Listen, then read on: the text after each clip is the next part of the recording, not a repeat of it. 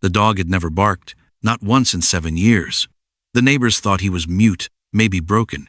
But that night, just before the explosion, he let out a howl so loud, it shook the walls. By morning, people would say he saved 23 lives without ever saying a word. Eli Turner was 9 when his parents died in a car crash on Route 40 near Richmond, Virginia. He went to live with his grandmother, Lorraine, in a rundown apartment building on the east side of town. She was kind, tired, and made the best cornbread in the block.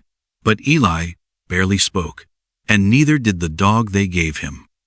The shelter had warned them, "This dog doesn't bark, not once, ever." He was a medium-sized mutt with short gray fur, amber eyes, and a limp in his back right leg. Eli named him Shadow. At first, it seemed like the perfect match. A quiet boy and a silent dog. They spent hours sitting side by side in the backyard. Shadow followed Eli everywhere, even to the old laundry room in the basement. But no matter what happened, sirens, thunder, loud TV, Shadow never made a sound. It was late January. Cold crept under the doors and windows. Lorraine had gone to bed early. Eli had fallen asleep on the couch with a comic book in his lap. Shadow, as always, lay curled by the heater. Then, around 1:43 a.m., Shadow stood up.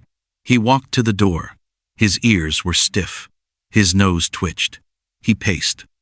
Eli stirred awake. He had never seen Shadow move like that before. Then, with no warning, Shadow howled. It wasn't a bark. It was a deep, vibrating, gut-pulling howl that Eli had never heard from any dog. It echoed through the apartment walls. Down the hall, neighbors opened their doors. Lorraine came rushing out in her robe. What in God's name? Shadow charged toward the back staircase, growling now, nose pressed to the floor. Eli ran after him. Shadow led him straight to the basement. There, near the gas water heater, Shadow started to scratch the floor, howl again, and bark a sharp, frantic sound like screaming. Lorraine called 911. Within minutes, the fire department arrived. The firefighters checked the basement. One of them stopped dead. "We've got a leak. Gas line rupture. It's bad."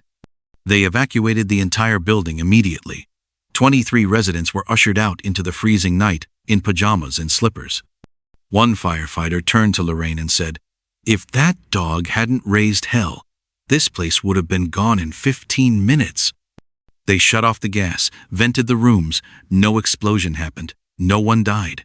But every single person knew they owed their lives to a dog that had never barked once. Shadow was silent again by sunrise. He sat next to Eli on the curb, calm as ever, as if nothing had happened. 2 days later, a technician came to inspect the gas line. He asked who found the leak. Lorraine smiled and pointed at the dog. The man knelt down and stared into Shadow's eyes. "You know," he said softly, "dogs can smell gas in parts per billion. But for a dog like this to go from total silence to warning cries, it's not instinct. That's love." Lorraine later told Eli something she hadn't shared. Shadow was found 7 years ago, wandering near a house fire, covered in ash. He was pulled from the wreckage alone. They had assumed he'd been traumatized, unable to bark ever again. But that night, when Eli and everyone else needed him, Shadow broke his silence. He didn't just save a building. He healed a wound he'd carried for years. And in the weeks that followed, Shadow barked again.